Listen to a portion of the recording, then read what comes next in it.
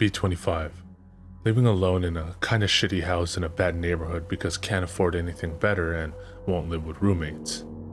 Wake up close to 4 a.m. Hear a woman screaming outside. Look out window, see nothing. Screaming quiet. Hear the faint sound of wood scraping across pavement. Think maybe some girl is getting assaulted out there. Grab a golf club I keep in my room for protection and a flashlight. Go outside. Anybody out there?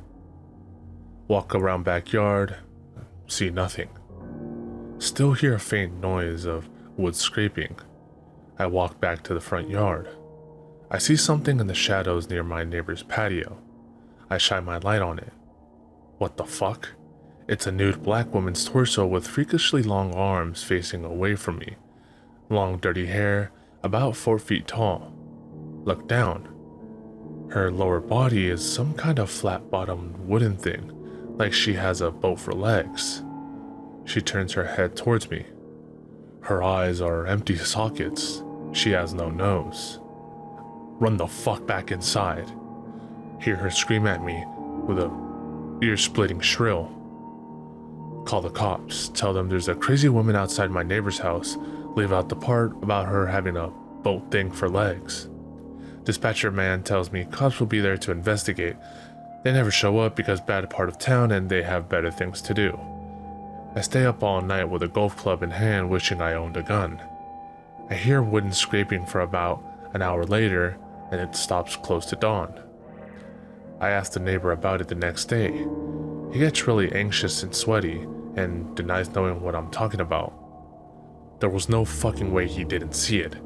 I think maybe he saw it too, but was too freaked out and he doesn't want to believe it. Aussie here. I'll tell a story from when I was on a road trip a few years back. Be me. Decide one night after drinking heavily to gather a few friends and go on a road trip to Sydney from Adelaide for the long weekend. Pack the van, figure it'll be more than a few days trip, so we will have to camp out for a night unless friends want to keep driving throughout the night. We leave fairly late in the day because we underestimate how lazy/hungover we all are. Get on the road at around lunchtime. Make good progress, flooring it on the highway. It starts to get quite late into the night and we've all had a turn driving. Friend starts to feel really uneasy and carsick. Fuck it, we will just pull over and camp for the night. Friend gets increasingly sick throughout the night, starts throwing up and constantly into plastic bags in the van. No way in fuck I'm sleeping in the van. Myself and my other mate sets up our swags, kinda like a mini tent/sleeping bag for one person, out in a rest and revive station set up along the highway, but within eyeshot of the van. Beautiful night, full moon and bright as shit. The swag has a flap you can open so you can see out at the sky, but with mesh to protect you from bugs and shit. I decide to leave mine open to talk to my mate and watch the stars. Eventually, fall asleep with the flap still open. I wake up in the middle of the night due to something dropping onto/hitting my face. It feels warm. It smells horrible. I start to absolutely freak the fuck out, but I'm frozen with fear. What the fuck is going on? My eyes slowly adjust and I can see a silhouette of something peering into my swag. I violently close my eyes and pray to fucking God that I don't die. The swag shudders suddenly as if something climbed on top of it, but then the silhouette disappears. I hear the van door open and then running.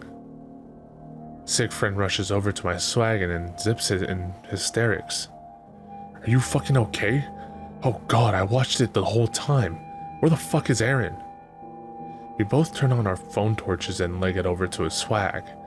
It literally looks as if it has been dragged a few meters and the pegs are out of the ground. He's literally fucking frozen and wide-eyed. He starts whimpering, crying. We grab him up and bolt to the van. Lock the doors. Huddle on the floor under a blanket for the next few hours until sunup. 3 grown men cowering in fear. The next morning, we start the van and just drive, leaving our shit behind. come to the nearest police station in Horsham, tell the cops our story. They follow us back to where we were set up for the night. Sure enough, Aaron's swag had been moved, a trail from where we first set it up. The top of both of our swags is spattered in something. It looks like spots of dried saliva on the mesh. It smells awful, like decayed meat.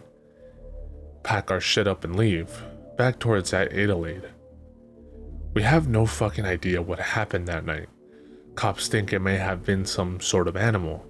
Mark is adamant that whatever he saw outside the van was stooped over and moved erratically. Never camping out during the night again. Fuck my country so hard. I had a weird experience when I was around 6 or 7 years old. Get on bus with mother and brother often because no car. Brother is 6 years older and we couldn't be more different. He's very roguish and uncontrollable while I'm the opposite. That being said, he's still my older brother and therefore a role model, and sometimes I emulate, or try to. Has this habit of sitting inside of the luggage rack, particularly if there aren't any seats. Obviously not allowed in there because it's for luggage. Gets told off every time he does it, but he doesn't care. Get on the bus this one morning with my mother and without brother. Awful day, cold, raining, dull as fuck, typical British weather. No seats, bus is packed, have to stand. Only being young and therefore short, everyone's damp coats are pressing against my cute little face. Feels horrible. Fuck this, I'm going to chat it up in the luggage rack. Climb in luggage rack. This is a mistake. Severely claustrophobic and already lots of wet bags in there. If anything, this is more uncomfortable. People start throwing more bags in and now I feel like I can't get out. Stuck in the corner behind the driver's seat. Get the sensation like I'm falling and there's a light behind me. Grab onto what I can to stop falling. Looking over my shoulder. This part is kinda hard to describe. It's like I'm looking down on a nice, sunny, bustling town, but no one there can see me. Realize I'm not falling, it's more like I'm being sucked into a hole and into this sunny, inviting town. Next thing I know, someone has hold of my arm and pulls me from the luggage rack. It's the bus driver. The bus has stopped. My mother is crying because she couldn't find me. Everyone is staring at me like when Kevin McAllister fucks up at the kitchen in Home Alone. Gets told off by both the bus driver and my mother. Both were looking for me for a good 15 minutes. I couldn't have been in the luggage rack for more than a minute or two. Now let me start by saying that, having spent my entire life living in New Mexico, a lot of people I know have claimed to see a skinwalker.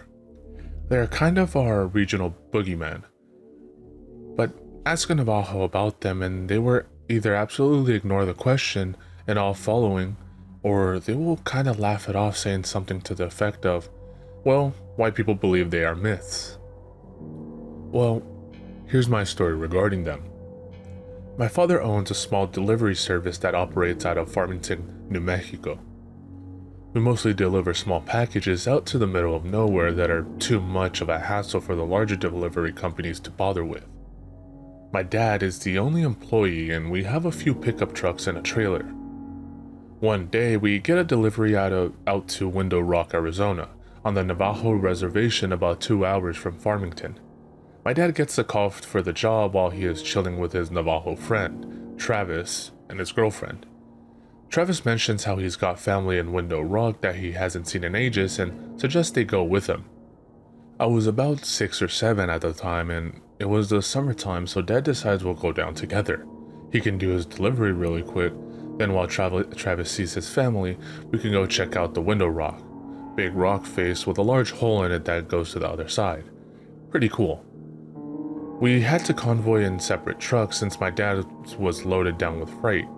We decided to bring along some walkie-talkies so we could communicate with one another. We spend our time in Window Rock. Everything is genuinely uneventful and we start heading home along the old highway with my dad and I in front and Travis and his girlfriend in their truck behind us. I honestly don't remember most of the Window Rock trip, but this next part I can never forget. We're somewhere on the highway between Window Rock and Gallup, New Mexico. It had just rained earlier in the day and the road was kind of slick, so we were taking it pretty slow. On the left of the highway, there is nothing but sandstone cliffs, and on the right, there's a huge field separated from the road by a small barbed wire fence. We crest the top of this hill, and down at the bottom of the hill, we see what appears to be a very large dog, sitting back on its haunches in the middle of the road, facing the cliffs. My dad calls over the radio, "Hey Trav, do you see that big ass dog?" Travis starts yelling back over the radio, "That is not a dog, speed up right now and hit it." He sounds almost hysterical. He just keeps screaming, "Hit it, JJ, you have to hit it, please, please hit that fucking thing right now." So my dad starts to speed up, and as we get a bit closer, I can begin to see it a little more clearly. It's covered in this brown, wiry, matted hair that appears to have dried blood all over it. It's still facing the cliffs, but the moment our headlights hit it, it turns and looks at us, and it has a face. I don't know how else to describe it other than a mix between a bear's and a human's face. It looks twisted and distorted and almost in pain. As we get closer to this thing, we start to realize it's actually fucking huge. Though it was still sitting on its haunches and it's about shoulder height with the hood of the truck. We get literally inches from hitting it when it lets out this scream that sounds like someone screaming as their lungs were filling up with water, and it leaps backwards, towards the field, landing just on our side of the barbed wire fence. Then with another leap, it was gone from sight. Travis comes over the radio again. "Holy shit, keep driving. We have to get out of here, we have to go faster." He kept repeating that last part. We have to get out of here, and we have to go faster. Pretty soon, we're speeding like crazy, and just as we start to come near the outskirts of Gallup, and we get pulled over. Travis pulls his truck over with us. Naturally, this makes the cop, a Navajo man himself, very on edge, and he immediately asks why Travis felt the need to pull over as well. Travis says, "We just saw a skinwalker a few miles back, and it's been following us." The officer immediately turns white, stammers something about a verbal warning, gets in his car, and takes off. We do the same. We didn't see anything else that night, but when we got home, Travis refused to let us leave without taking some kind of Navajo totem thing that was supposed to keep it away. So yeah, I guess that's my skinwalker story. Sorry for the length, but thank you for listening.